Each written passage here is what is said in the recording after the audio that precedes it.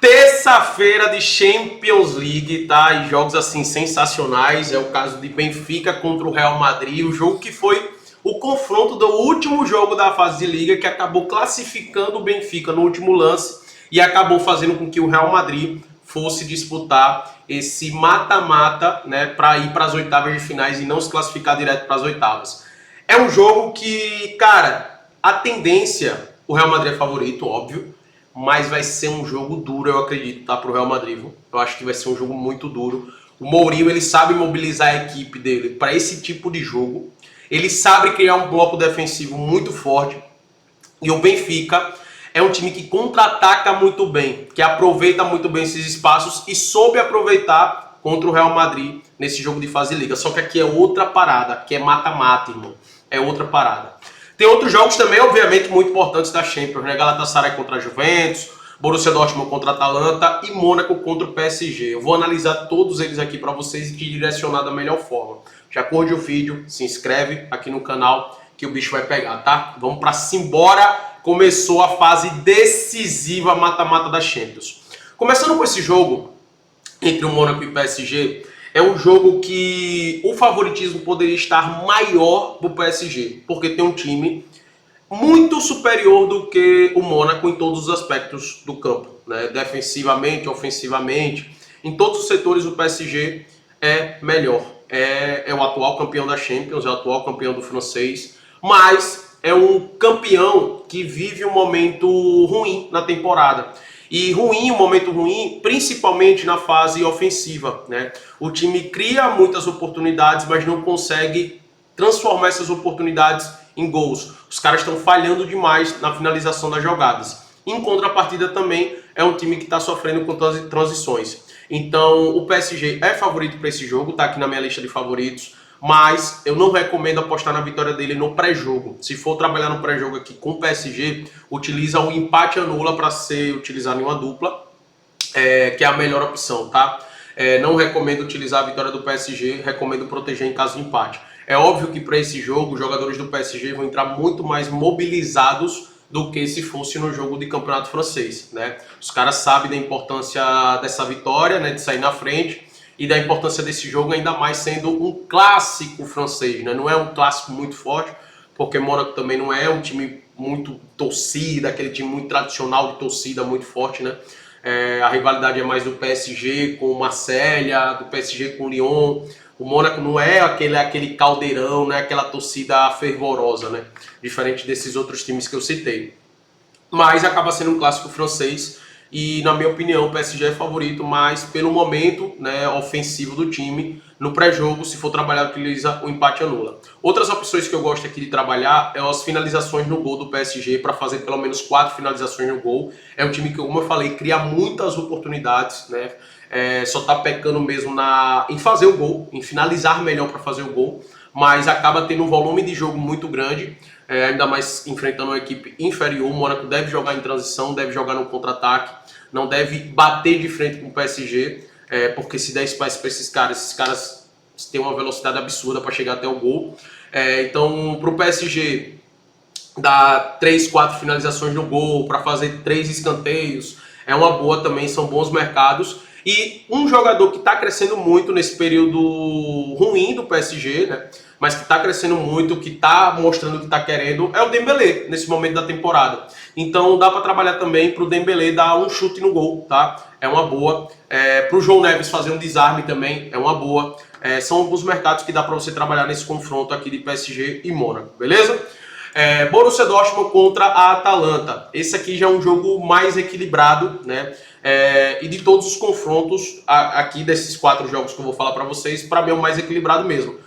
O Borussia Dortmund tem um certo favoritismo nesse jogo por jogar dentro de casa, mas não é um favoritismo tão grande assim, até porque a Atalanta é um time que se defende muito bem, é um time que contra-ataca muito bem e que vive um momento também muito bom, né?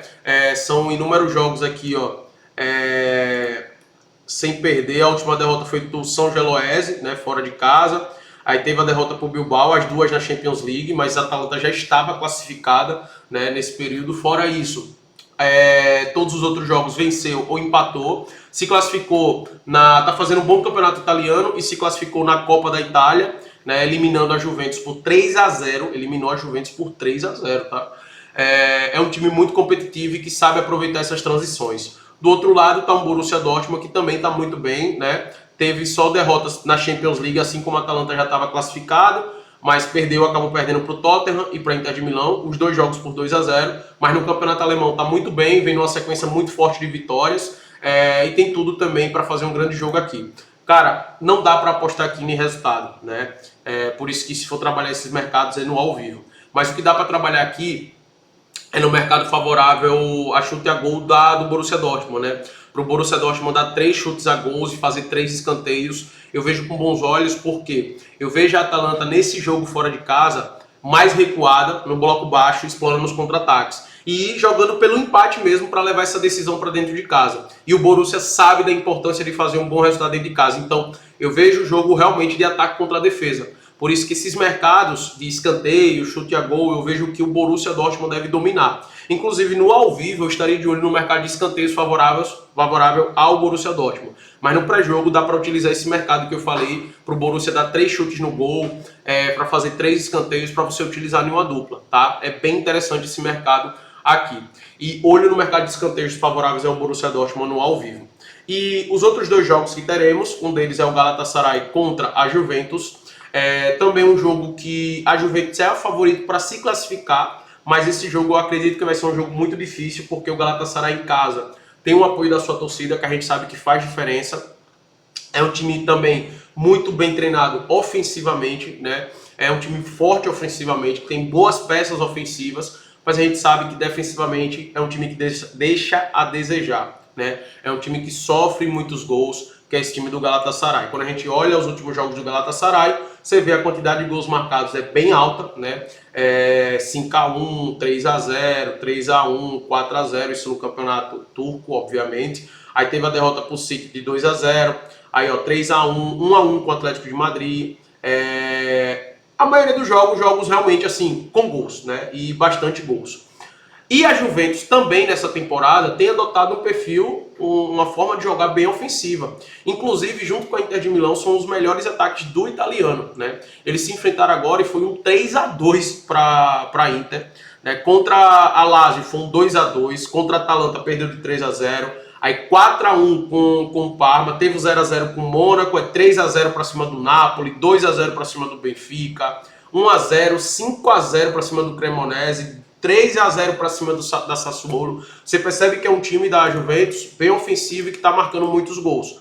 Obviamente aqui, o Galatasaray ele não sabe jogar de forma reativa. Então ele vai para cima da Juventus. Vai dar os contra-ataques e eu acredito que vai ser um jogo muito aberto aqui. Muito aberto mesmo.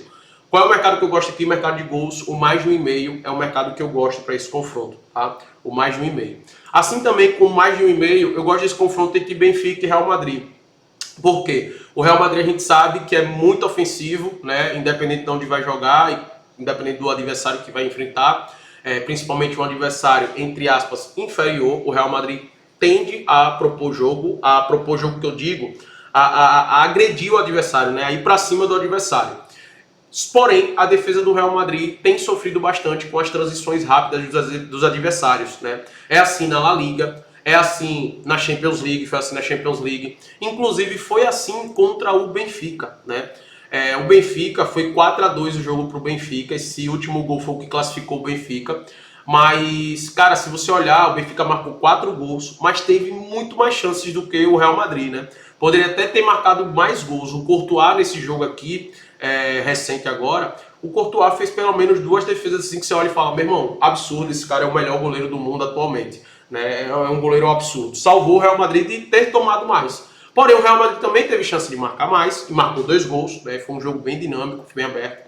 Eu não acredito que esse jogo vai ser assim, um 4-2 como foi esse, né? Com muitos gols. Pelo menos 2 gols, eu acredito. Por que eu não acredito que vai ser com muitos gols como foi o 4-2? Porque o Mourinho sabe que aqui é um jogo que não pode se expor tanto, né?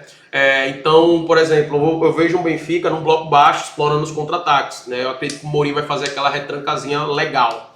Mas como o Real Madrid é um time que é muito bom ofensivamente, tem muita qualidade lá na frente, tá numa fase que tá fazendo muitos gols e que fornece as transições para os adversários, aí eu acredito que pelo menos 2 gols aconteçam.